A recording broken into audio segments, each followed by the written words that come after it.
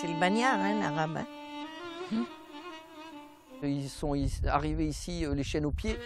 Pas d'identité, pas de famille, pas de culture. Mon père, bien sûr, il voulait toujours repartir en Afrique. Hein. On ne nous racontait pas grand-chose hein, parce que c'était un peu tabou.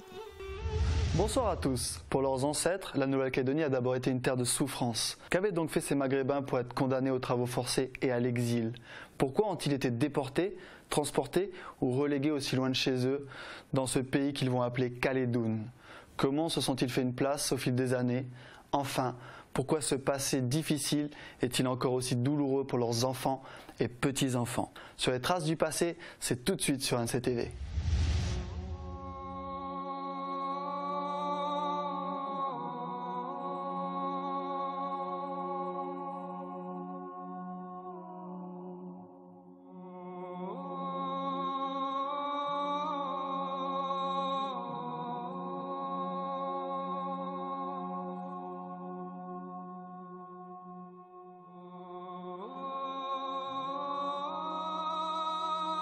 Le premier bateau qui arrive ici avec des bagnards en 1864, il y a un Arabe dessus, il y a un Algérien.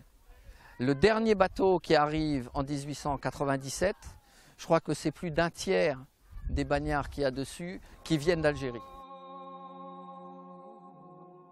Comme le bateau, il mettait 2 ou 3 mois pour arriver, à bord du bateau, je ne pouvais pas mettre de bétail, ils mettaient, je crois que c'était des cochons. Parce que les Arabes, ils ne mangeaient pas le cochon, ils ne mangeaient pas tout ça. Ceux qui faisaient le voyage comme ça, ils étaient résistants.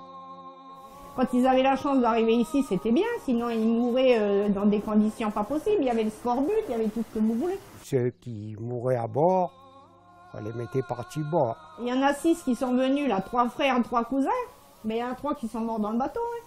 Et je pense qu'il y a un ou deux de mes frères, mes frères ou demi-frères de mon père, ils ont été balancés par-dessus le bord. Comment qu'ils ont été traités dans les voyages et puis tout, ce qu'ils étaient là après. Ça nous a un peu touchés quand on a découvert tout ça. Entre 1864 et 1897, ce sont exactement 2106 Maghrébins, originaires en grande majorité d'Algérie, qui vont être envoyés en Nouvelle-Calédonie. Parmi eux, des bagnards au sort et au profil très différents. Les déportés tout d'abord, des leaders politiques qui ont tenté une révolte pour libérer l'Algérie de l'emprise française et qui se retrouvent condamnés à l'exil sur l'île des Pins. Une minorité en réalité, de 126 personnes. Puis on retrouve les délinquants et criminels de droit commun, qu'on appelait en fonction de la gravité de leurs actes, des transportés et des relégués, condamnés aux chaînes et à la dure vie du bagne sur l'île Nou. Il y a eu une confusion pendant très longtemps dans l'histoire du bagne calédonien en considérant que tous les bagnards étaient pareils. Or, il y a 3 catégories de bagnards. Il y a les nobles, les déportés politiques, il y a les droits communs, c'est les transportés, et puis il y a les petites frappes, qui n'ont jamais rien fait de très grave, mais qu'on a fini par condamner parce qu'ils faisaient plein de conneries. C'est les relégués. Et pendant longtemps, on a cru que les Arabes étaient descendants des déportés politiques de la grande révolte de Kabylie. Donc en 1871, la Kabylie se révolte à un moment difficile de la France puisqu'elle vient de perdre la guerre contre la Prusse, etc. Donc il y a une tentative des Algériens de se libérer de l'emprise française, et les leaders de cette révolte qui est matée sont condamnés à l'exil. La déportation politique, c'est principalement l'exil. C'est eux qui vont être envoyés, comme les communards, qui sont condamnés de la même manière, vont être envoyés à l'île des Pins. C'est eux qu'on voit sur les photos, habillés en burnous, etc. Les burnous étant payés par l'administration française, ils sont en exil. Pour tous les autres, c'est les chaînes. C'est le bagne, c'est l'île Nou, et les ancêtres de tous les descendants arabes, à de très rares exceptions près, c'est à travers ça qu'ils sont passés. Ils ne sont jamais allés à l'île des Pins. Ce n'est pas eux qu'on voit sur les photos. Tous ceux qu'on voit sur les photos, la grande majorité d'entre eux, ceux qui ne sont pas décédés en Calédonie, sont rentrés en Algérie.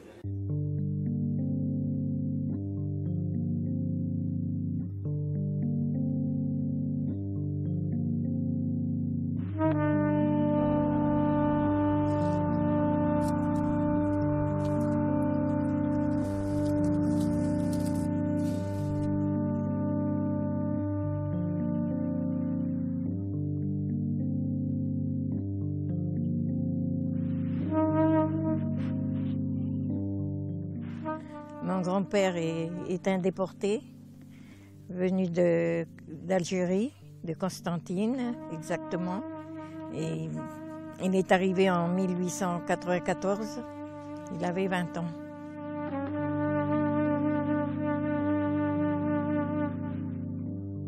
Mon père est né à Saint-Arnaud. Il est arrivé d'Algérie en 1896.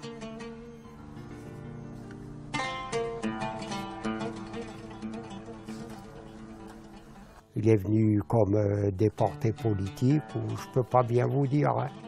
Ça, c'est ma mère. Ça, c'est moi. Ça, c'est un neveu. Ça, c'est mon beau-frère. C'était des condamnés. Ça dépendait de ce qu'ils avaient fait. Moi, mon grand-père, il a été condamné pour 8 ans.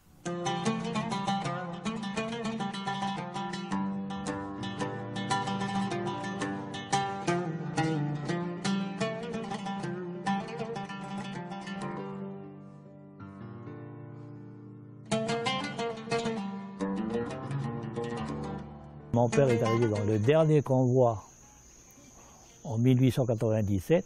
Il venait de Constantine.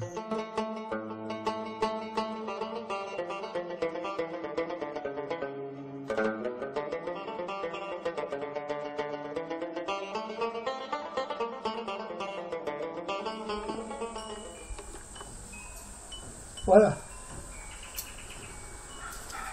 Voilà mon père et voilà ma mère.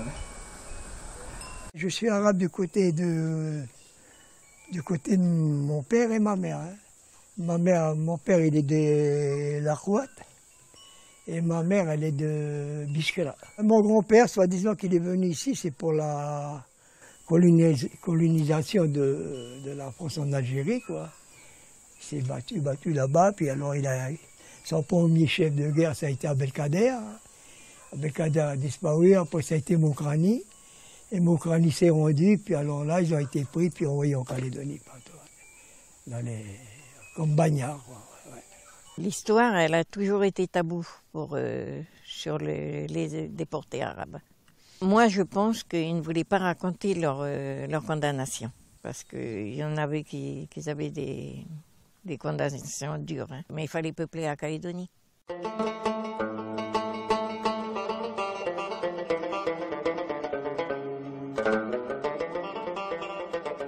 Pendant très longtemps, l'image d'Épinal des Arabes en Calédonie était liée à la figure d'El Mokrani. L'origine de la communauté arabe de Calédonie n'est pas liée à Mokrani.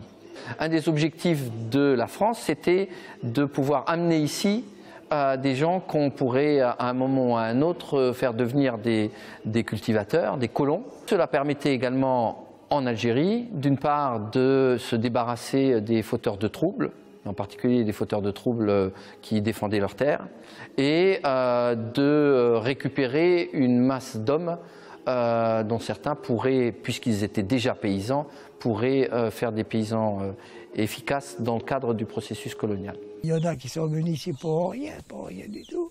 Comme si ils n'auraient pas pu faire cette peine chez eux. Ou bien en France, par exemple, c'est tout près, quoi. Il y en a que c'était l'autre qui faisait la bêtise et puis c'est l'autre qui ramassait. C'est qu'ils ont souffert, hein, parce qu'ils ont travaillé à la pelle, à la pioche, et puis en plus avec la chaîne au pied. Mais il fallait travailler de 6 heures à presque 6 heures du soir. Et puis le samedi. Après la traversée jusqu'à Calédoune, qui est la déformation en arabe de Calédonie, ils se sont retrouvés les chaînes aux pieds à l'île Nou, puis ailleurs, en face de gens qu'ils ne comprenaient pas et qui ne les comprenaient pas.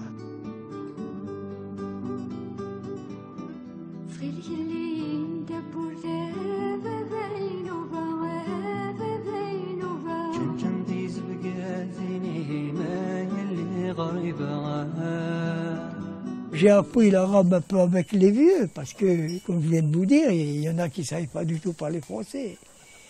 Comme ils voulaient quelque chose, ils nous le demandaient en arabe, et puis en force, on arrive à le comprendre. Hein. Ces gens, dans l'immense majorité des cas, étaient analphabètes, ne savaient pas lire, ne savaient pas écrire, ne parlaient que arabe ou amazigh, la langue kabyle.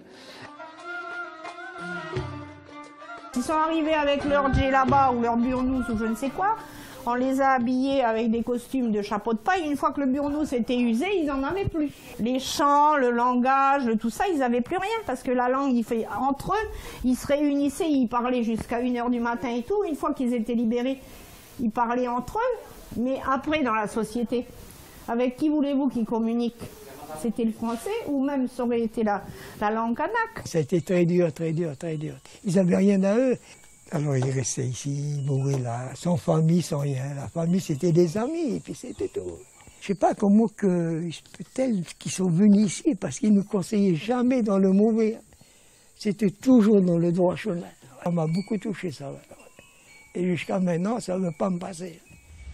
Libérés à la fin de leur peine, ces bannières algériens vont se voir confier des concessions rurales de l'administration pénitentiaire. Commence alors pour tous ces anciens forçats une vie rude, faite de travail, de misère et de la douleur d'un retour impossible. Embarqués bien malgré eux dans l'histoire coloniale française, les Arabes de Nouvelle-Calédonie vont apprendre à survivre. C'est quand ils étaient réhabilités après, ils étaient encore condamnés, mais ils étaient mis en concession, quoi. J'avais entre 4 et 5 hectares de terre, quoi. Puis on leur faisait une petite maison là-dessus, puis ils se débrouillaient, hein, débrouillez-vous. Hein. Alors là, j'avais intérêt à prendre les binettes à l'époque et puis travailler pour sortir la culture pour manger, quoi. Ces anciens bannières mis sur concession ont été mis sur concession à une époque où on ne donnait plus les terres, mais où on les faisait payer aux bannières.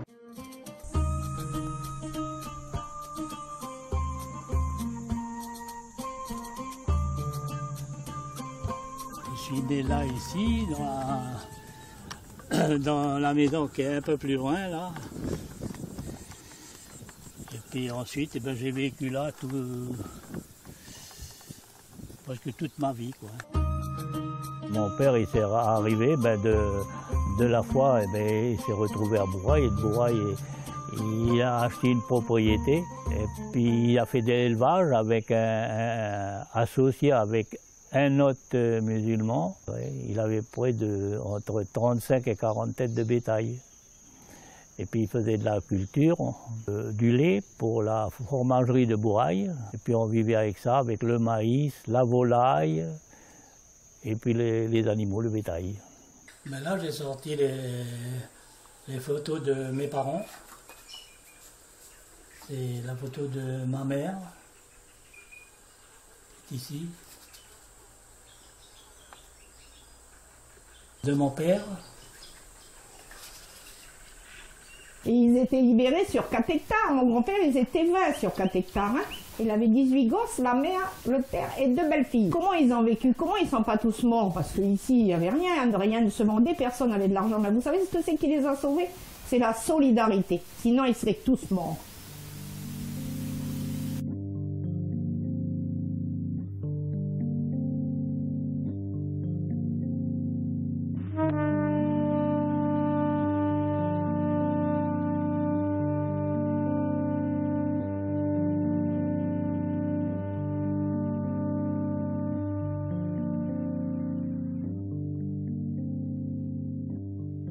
L'époque avant, c'était très bien ici.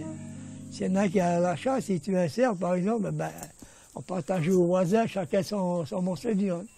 Après, quelquefois, on faisait des sadakas. Sadakas, on tuait un bétail, c'était partagé dans tout le centre entier. Tout le monde avait son morceau de viande pour manger. Avant, quand il y avait de la culture, par exemple, à ramasser, ils appellent ça en arabe le touiza. Ils faisaient un touiza, si vous avez 1 hectare de maïs à ramasser, ça faisait aussi vite qu'aujourd'hui avec tous les appareils. Il y avait 8, 10, 15 gars qui étaient là, à donner la main à ramasser le carré de maïs.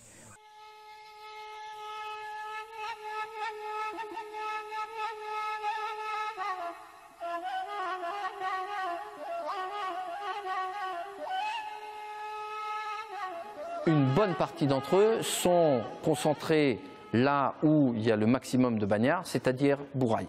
en particulier sur Nessadio. Une partie de ces anciens bagnards étaient plutôt des grandis de grands chemins ici en Calédonie, et donc Nessadio leur servait de base arrière où ils pouvaient venir se réfugier sans que jamais la gendarmerie vienne ici sur Nessadio.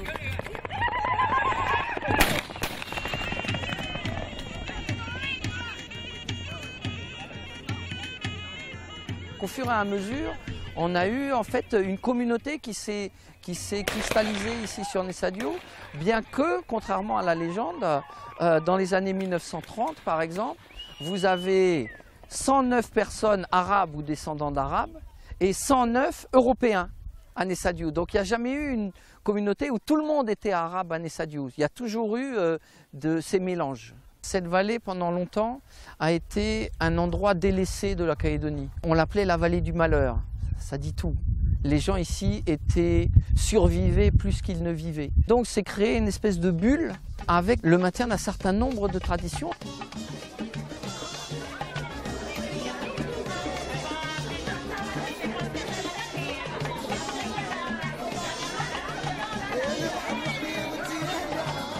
Il y en a à Bourgogne, il y en a dans le nord aussi, mais à Nessadio, c'était une grosse communauté qu'il y avait. Donc ils se sont retrouvés un peu ensemble, c'est ça ils se remontaient peut-être le moral pour pouvoir arriver à survivre. Et puis le soir, ils se retrouvaient autour d'une tasse de café, puis discuter. Quand vous êtes dans une situation de survie, en fait, il faut bien vous rattacher à quelque chose. Et l'assise de la communauté de Nessadio, ça a été de tirer une fierté de la capacité de leurs ancêtres à survivre et à surmonter une vie extrêmement difficile qu'ils n'ont pas choisie, parce qu'ils sont arrivés ici les chaînes aux pieds, ils n'ont pas pu repartir. Toute une partie d'entre eux, tout ce qu'ils rêvaient, c'est de pouvoir aller mourir en Algérie. Mon père, bien sûr, il voulait toujours repartir en Afrique, hein. Il voulait toujours partir, et puis nous, on ne voulait pas. Puis comme mon père, il avait vu que ses frères, tout ça, ils étaient là, alors il n'a pas trop osé. Ils ont été malheureux, ces gens-là. Très, très malheureux. Hein. Il y en avait qui n'avaient rien, et puis... Il n'y en a aucun des transportés qui est retourné. Les déportés politiques, il y en a qui sont retournés, mais les transportés, ils ont tous resté ici, sont morts ici. Quand la condamnation terminée, il avait le droit de rentrer en Algérie, mais il n'a pas voulu retourner. Pendant très longtemps, la vallée de Nessadio a été un cul-de-sac. Les gens se sont retrouvés pendant plusieurs générations dans un espace fermé où peu de gens en fait venaient parce que la route était mauvaise. Et donc se sont conservées des traditions dans la vallée de Nessadio, en particulier liées aux ancêtres arabes d'Afrique du Nord, qui font que c'est préservé ici un souvenir de l'Algérie principalement, qui s'est un peu étiolé ou que les gens ont volontairement oublié ailleurs en Calédonie.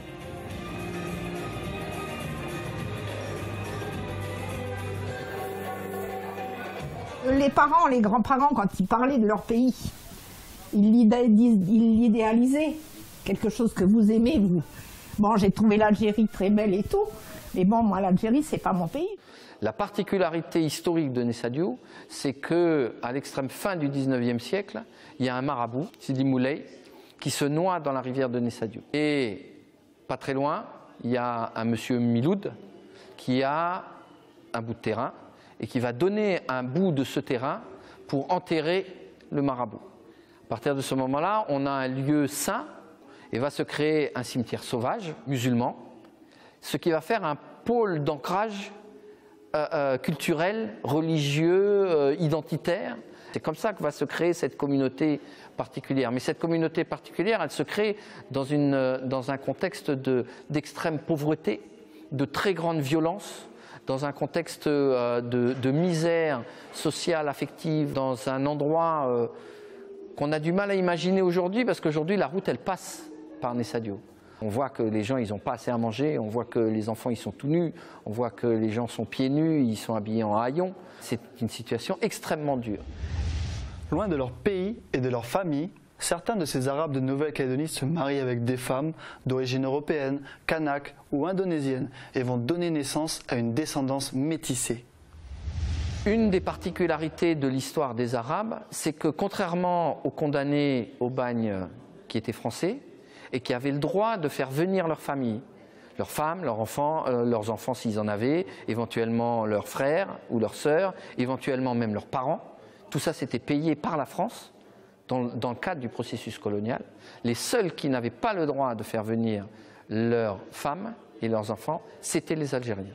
Donc les Algériens ont été obligés, pour faire descendance, de se marier avec des femmes d'autres ethnies, en particulier des Françaises, en particulier des très jeunes filles de Bagnères. C'était des Françaises, parce que les Françaises aussi, ils étaient condamnés là-bas, ils les emmenaient ici, là. Hein. Mais comme les musulmans, ils étaient en brousse, et ben c'est là qu'ils se trouvent à se marier avec. Il y a 2 ou 3 qui sont mariés avec des mélanésiennes. Le résultat de ça, c'est que dès la première génération, on a affaire à des métis. Et dès la première génération, toute une partie du bagage culturel d'Afrique du Nord ne peut pas se transmettre. Chacun parle sa langue maternelle, on ne parle pas sa langue paternelle. Et ces vieux Arabes, ils baragouinaient du français. Et donc c'est la mère qui a appris la langue à ses enfants. C'était la seule langue de communication. On ne nous a pas appris, mon père ne parlait pas arabe, ma mère ne parlait pas arabe. Parce que nous, notre grand-père, peut-être qu'il suivait une religion, mais ma mère, elle nous disait qu'elle n'avait jamais vu son beau-père prier. Hein. Moi, avec mon père, on parlait un peu l'algérien, quoi, le langage. Après, mon père, il est mort, j'avais 8 ans. On n'a pas pu parler beaucoup avec notre père. Puis notre mère, elle ne savait pas. La langue se perd très vite. La religion a du mal à se maintenir. Et vient se greffer là-dessus un élément de plus, c'est que ces enfants ne vont pas à l'école de la République, parce que l'école de la République n'est pas intéressée par ces enfants. Donc la seule manière pour ces enfants d'aller à l'école, c'est l'école des curés.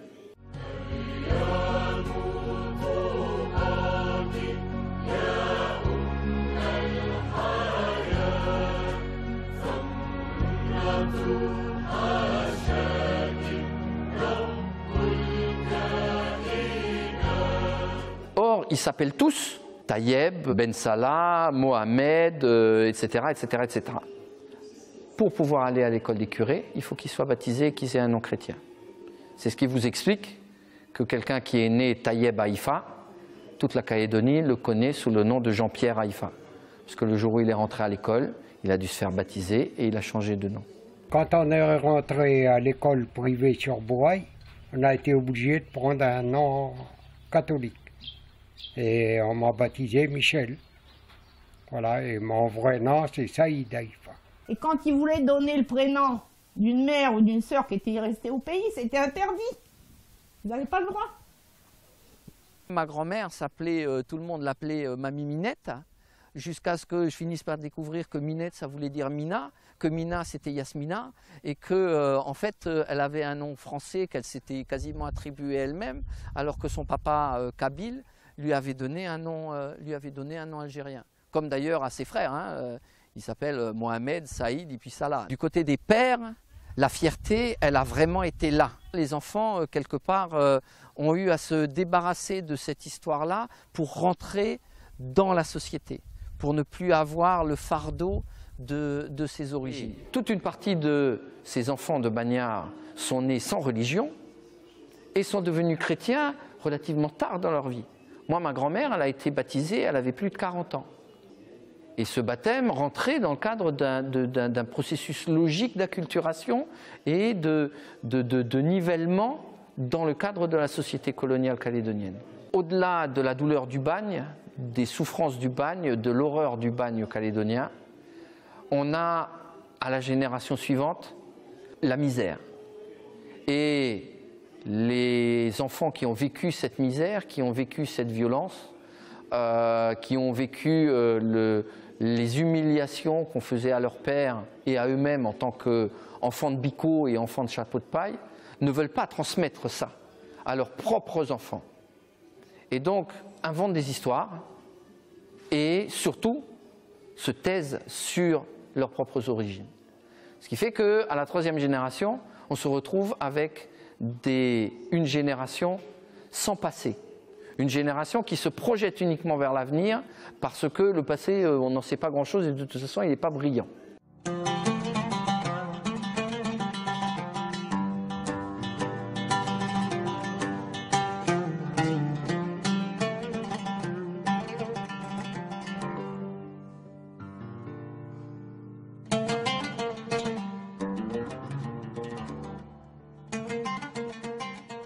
C'était fils de bagnards. Hein. C'était ce qu'on entendait. Hein. Notre père, il parlait pas, notre mère non plus. Pour eux, c'était un peu tabou, hein. Comme tous ceux qui ont été déportés ici. Hein. Même ma mère, il lui a jamais rien dit. Ils ne veulent pas raconter ce qui s'est passé. Et nous, en plus, on ne cherchait pas à demander, à les questionner. 80% d'entre nous, on a un ancêtre bagnard. C'était une telle souffrance pour nos grands-parents ou pour nos parents qu'en fait, ils n'ont rien dit pour que nos parents et nous, on puisse vivre débarrassés de ces chaînes invisibles. Voilà, c'est fini pour aujourd'hui. Merci de nous avoir suivis. Vous découvrirez dans notre prochain rendez-vous la suite de ce numéro spécial des traces du passé consacré aux Arabes du Caillou. La semaine prochaine, je vous révélerai comment ils ont enfin pu découvrir un peu mieux leur histoire. Et je reviendrai aussi sur le voyage émouvant de certains d'entre eux sur la terre de leurs ancêtres et sur leur quête pour retrouver leurs racines. Bonsoir à tous.